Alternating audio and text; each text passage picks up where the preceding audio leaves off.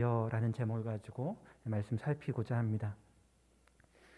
말씀에 앞서 저희 집 제 책상 위에 있는 화분들 이야기를 조금 드릴까 합니다. 제 책상 한쪽 귀퉁이에 스투키라는 식물이 자라고 있고요. 또 이오난사, 또 카품 메두사, 수염 틸란시아, 그리고 디시디아, 레마탄, 무늬 산호수 이런 식물들이 제 책상 한쪽 귀퉁이를 자리를 차지하고 있습니다. 사실 개인적으로 화분을 별로 좋아하지 않았습니다. 어릴 적에 저희 부모님께서 장미라던가 선인장이라던가 여러 화분을 키우시는 모습을 보았습니다. 그리고 물 주고 관리하는 것을 보아왔는데요. 굉장히 귀찮게 보였습니다. 나는 절대 그런 거 안 해야지. 이런 생각을 어릴 적부터 하고 자라난 것 같습니다. 정말 일하기도 바쁜데 공부하기도 바쁜데 무슨 화분을 돌보는가. 돈도 아깝고 시간도 아깝다라는 그런 생각을 했었는데요. 그런데 지금 제 책상에는 한쪽 귀퉁이에 그렇게 화분들이 자리를 차지하고 있습니다. 왜 그렇게 됐는가? 처음에는 제가 부교육자로 섬기던 교회에서 교회 화분들이 있잖아요. 그 화분 가운데 물러져 죽어가는 화분들이 눈에 보이더라고요. 그래서 그것을 살려보려고 돌보기 시작했습니다. 그런데 물을 주고 햇빛을 보여주느라 들고 나르고 이렇게 관리하면서 죽어가던 식물들이 이제 새싹이 나오더라고요. 그리고 조금 더 자라가고 꽃이 피고 또 열매를 맺는 것을 보게 되었습니다. 이게 하다 보니까 이게 재밌는 거예요. 일로 교회 예배당 주변에 있는 식물들이 화분에 있는 것들이 죽어가는 게 너무 안타까워가지고 돌보던 게 이제 그렇게 잘 자라고 나니까 이제 재미를 느끼게 된 거죠. 지치고 힘이 들 때, 또 사역을 열심히 하다가 또 지치고 힘이 들 때가 있는데 그럴 때 화분을 돌보면서 오히려 즐거움을 느끼게 된 것입니다. 그렇게 화분을 돌보는 것에 재미를 느껴서 조금씩 늘어난 것이 이제 제 책상 한쪽 귀퉁이를 널찍하게 차지하고 있습니다. 처음에는 돌보는 게 이게 의미가 없다, 소용이 없다, 나한테 필요한 것이 아니다 이렇게 생각을 했는데 돌보는 것 자체에 재미를 느끼고 돌보는 자체가 즐거움이 되어져 있고 그 자체가 목적이 되어 있는 것을 보게 되었습니다. 예전에 어느 한 권사님이 나이가 들어서 허리도 아프고 다리도 아프신데 교회 근처에 텃밭을 돌보시더라고요. 집에서 좀 떨어져 있어서 막 한참을 걸어와야 되고 또 거기다 물을 주고 또 씨를 뿌리고 이렇게 기르는 것이 굉장히 힘들게 보여서 권사님 힘들지 않으세요? 라고 제가 여쭤봤었는데 그때 그렇게 이야기를 하시더라고요. 운동 삼아서 하는 것도 있지만 이렇게 키워가는 게 얼마나 재밌는지 모르겠다고 이야기를 하시더라고요. 새싹이 나고 자라고 열매를 맺고 또 그것을 또 잎을 따서 먹기도 하고 그러면서 그 텃밭을 돌보는 것이 재미있다라고 표현하신 것을 들었습니다. 어쩌면 우리가 어떤 일을 할 때는 어떤 목적을 가지고 있는데요. 분명한 목적을 가지고 무언가를 하게 되죠. 그런데 어느 순간 그런 목적이 아니었는데 새로운 목적이 발견되는 경우도 있는 것 같습니다. 특별히 저는 목적이라고 하면 하나님께서 이스라엘을 선택하시고 구원하셨는데 그 하나님은 어떤 목적을 가지고 무엇을 위해서 그렇게 하고 계신가 이런 궁금증을 가져본 적이 있습니다. 하나님께서 사랑하시고 또 은혜를 베푸시는데 그 이유가 무엇인가? 왜 나를 사랑하시는가? 왜 예수님께서는 나를 위해 십자가 고난을 받으셨는가? 이것에 대한 질문, 그런 의문이 있었습니다. 우리 성도님들은 다 이해가 되십니까? 어쩌면 오늘 함께 읽어본 본문은 그 질문에 답을 주는 것 같은데요. 오늘 보면 이사야서를 읽어드렸는데 이사야서에서 처음부터 끝까지 핵심적으로 말씀하고 있는 것은 여호와만 경외하라, 여호와만 의지하라라는 것을 말씀하고 있습니다. 눈이 있어도 볼 수 없고 귀가 있어도 들을 수 없는 우상은 그렇죠. 그런데 우상과 달리 여호와 하나님께서는 모든 만물과 민족의 창조주이시자 주관자이시기 때문에 그 하나님을 의지해야 한다라고 이사야서는 우리에게 말씀하고 있습니다. 특별히 오늘 이사야서 48장을 보고 있는데요. 이사야서 48장은 40장부터 48장까지 우상을 의지하지 말도록 하시는 그렇게 말씀하시는 부분의 뒷부분입니다. 먼저 1절 말씀 제가 다시 한번 읽어보도록 하겠습니다. 1절입니다. 야곱의 집이여 이를 들을지어다. 너희는 이스라엘의 이름으로 일컬음을 받으며 유다의 허리에서 나왔으며 여호와의 이름으로 맹세하며 이스라엘의 하나님을 기념하면서도 진실이 없고 공의가 없도다라고 말씀합니다. 이 말씀에서 이스라엘은 이스라엘이라가 불리움을 받지만, 그리고 혈통적으로 유다의 허리, 유다의 자손이지만 여호와의 이름으로 맹세를 하지만, 그렇게 행동하지만, 이스라엘의 하나님을 기념한다고 말을 하지만 어떻게 하는가? 이렇게 앞에서 말했던 것, 이스라엘의 일컬음을 받는다, 여호와의 이름으로 맹세한다, 이런 부분들은 자기가 하나님의 백성이라는 것을 나타내고 있다라는 것입니다. 하지만 자기가 하나님의 백성이라고 말하는 이스라엘에 대해서 하나님께서는 그들에게 진실이 없고 공의가 없다라고 말씀하십니다. 여기 진실과 공의는 윤리적이고 법적인 그런 개념보다도 언약 당사자 간에, 언약을 맺으면 이쪽과 저쪽에 언약을 맺는데 그 서로 간에 신실하고 성실한 관계와 태도를 일컫는 표현입니다. 그러니까 하나님께서 이스라엘 백성과 언약을 맺으셨는데 하나님께서는 이스라엘에게 진실하고 공의로우셨습니다. 하지만 반면 하나님의 백성이라고 불리우는 이스라엘은 입술로는 여호와의 도를 말하고 있지만 마음은 그와 거리가 멀었고요. 하나님의 이름을 부르고 그 이름으로 맹세하지만 정작 실제로는 그분을 신뢰하지 않았고 5절에서 알 수 있는 것처럼 각종 우상을 섬기는, 그렇게 살아갔다라는 것입니다. 그러면서도 실제로는 우상을 섬기면서도 2절에서처럼 자신이 거룩한 성 출신이다 라고 스스로를 일컫고요, 이스라엘 하나님 여호와를 의지한다 라고 말을 했습니다. 그런 그들을 향하여서 하나님께서는 뭐라고 부르십니까? 이스라엘이라고 부르시는 것이 아니라 야곱의 집이라고 표현하시면서 그렇게 부르시는 것을 오늘 본문에서 발견할 수 있습니다. 물론 민족도 중요합니다. 물론 혈연도 중요합니다. 이스라엘의 하나님 여호와의 이름으로 맹세하고 하나님을 기념하는 것도 물론 중요합니다. 하지만 하나님의 언약에 대한 진실함과 공의가 없다면 진짜 이스라엘이 맞을까요? 이스라엘이라고 부를 수 있을까요? 이스라엘이 이스라엘인 이유가 무엇인가요? 바로 하나님과의 언약 때문입니다. 하나님과 관계 때문에 이스라엘이 이스라엘이라고 불리워지는 것입니다. 만약에 이스라엘 민족에게 하나님께 대한, 언약의 하나님께 대한 진실함과 공의가 없다면 마치 이렇게 말할 수 있을 것 같습니다. 단팥빵인데 그 안에 단팥이 없어요.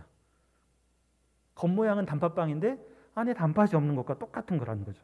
생크림 케이크라고 불리워지는 케이크인데 속에 생크림이 없는, 그 이상한 거죠.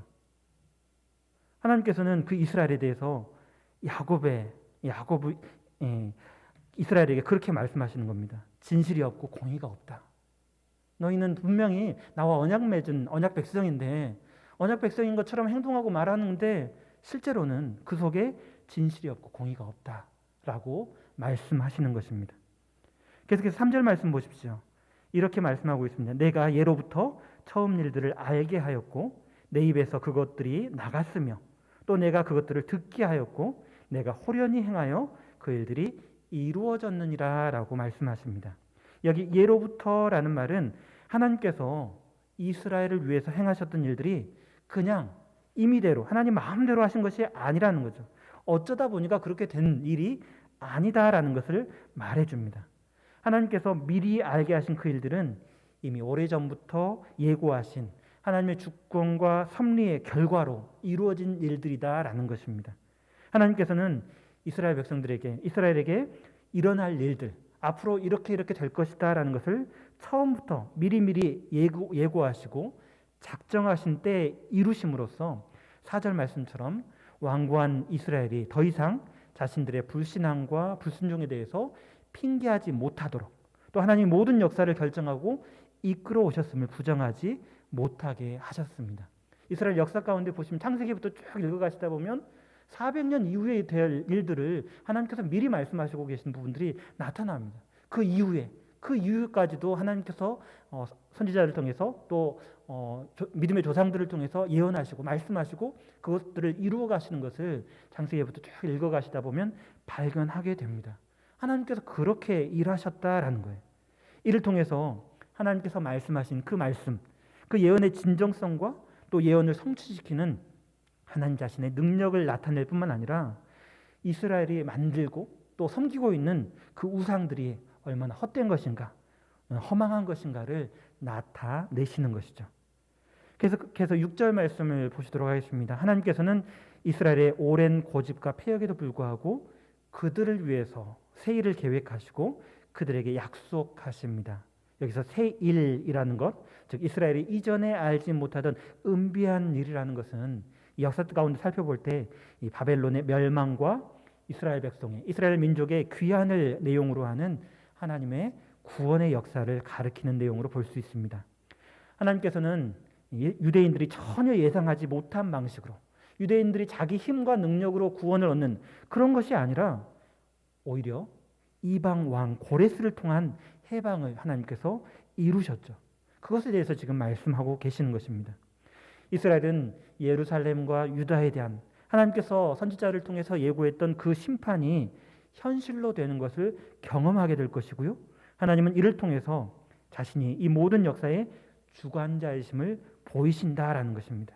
그리고 이제 이스라엘이 전혀 듣지도 보지도 생각하지도 못했던 새 일, 예전에는 출애굽, 애굽에서 밖으로 나오는, 애굽에서 이제 가나안으로 나올 수 있었는데 이제 바벨론으로 끌려갔다가 다시 출바벨론, 다시 가나안으로 돌아올 수 있는 그 일을 행하심으로 하나님 자신의 능력과 영광을 자기 백성과 뿐만 아니라 온 열방에 그것을 나타내신다라는 것입니다. 이런 일을 행하시는 하나님은 이스라엘이 새기고 만든 우상처럼 사람들에게 예측 가능하다거나, 그러니까 내가 이미 알았다라고 말할 수 있을 정도로 예측 가능한 분이시라거나 인간에 의해 고안되거나 조작되고 통제될 수 있는 분이 결코 아니라는 것을 오늘 말씀은 이야기하고 있는 것입니다.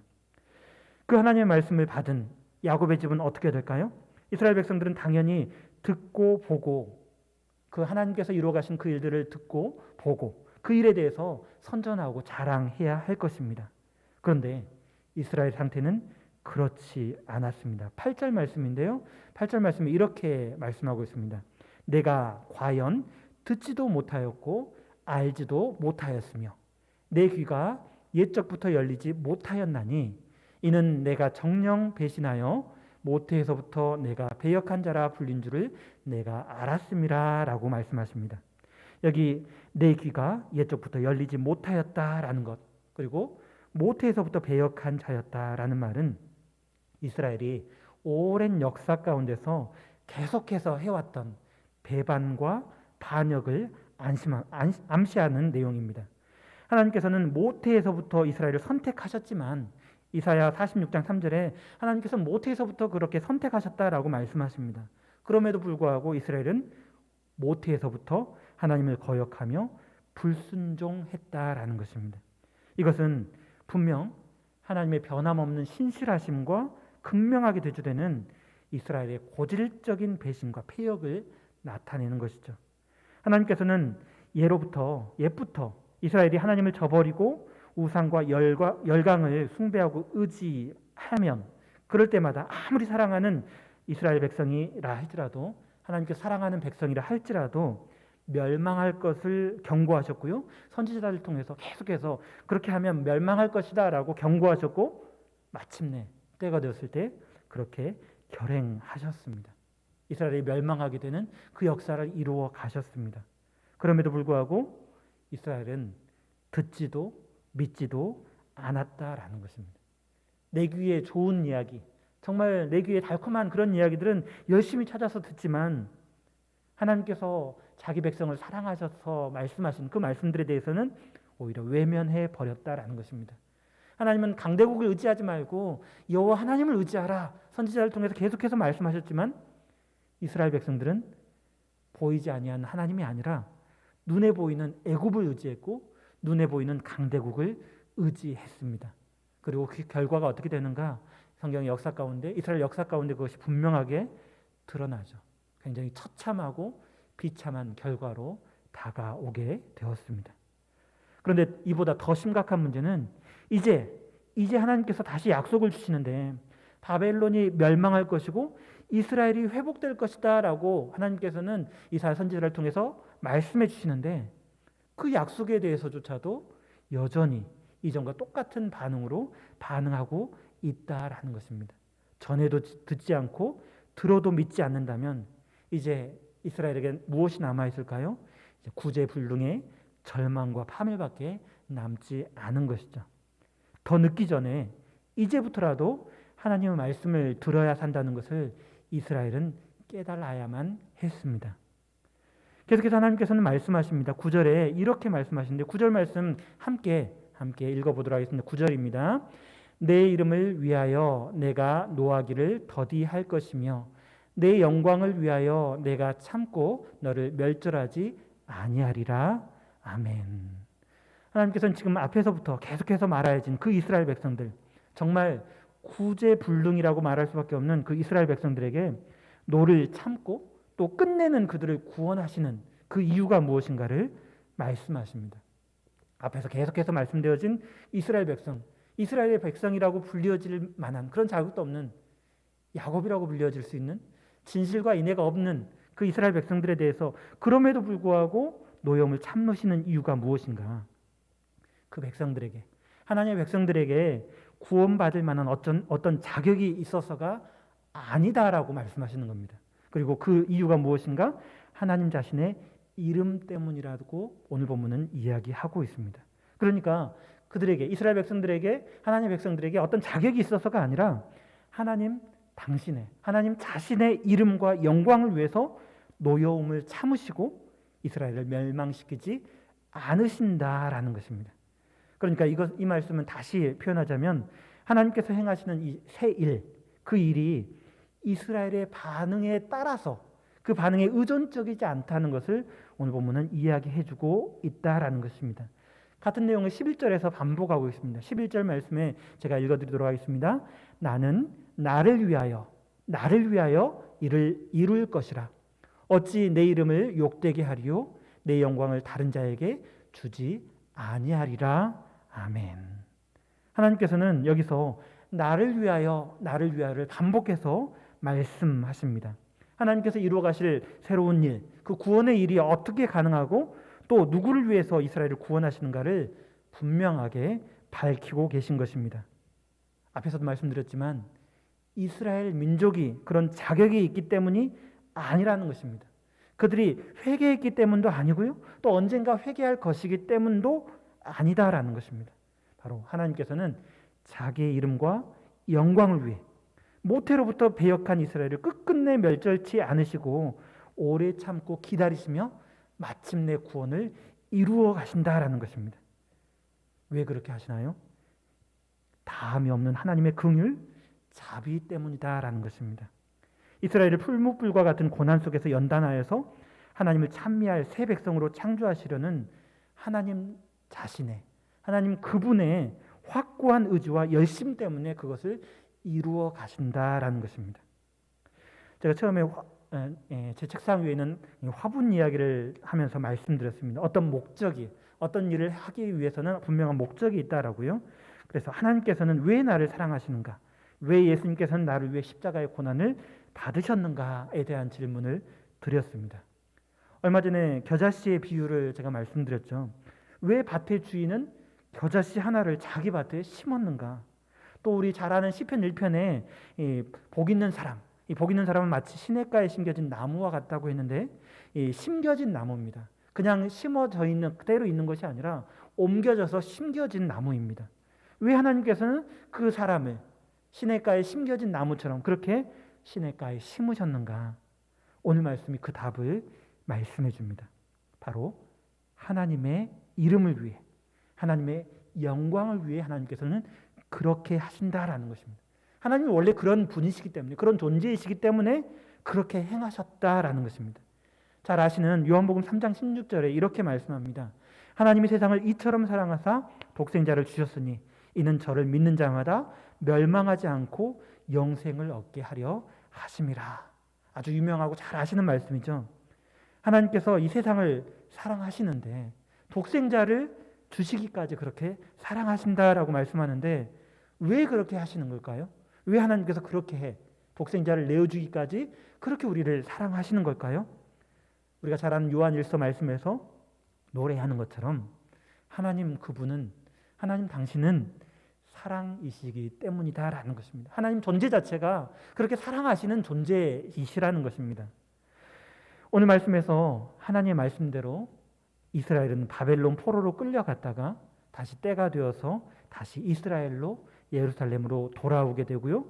다시 또한 시간이 흘러서 하나님의 약속대로 하나님의 종 예수 그리스도께서 이 땅에 오시고요.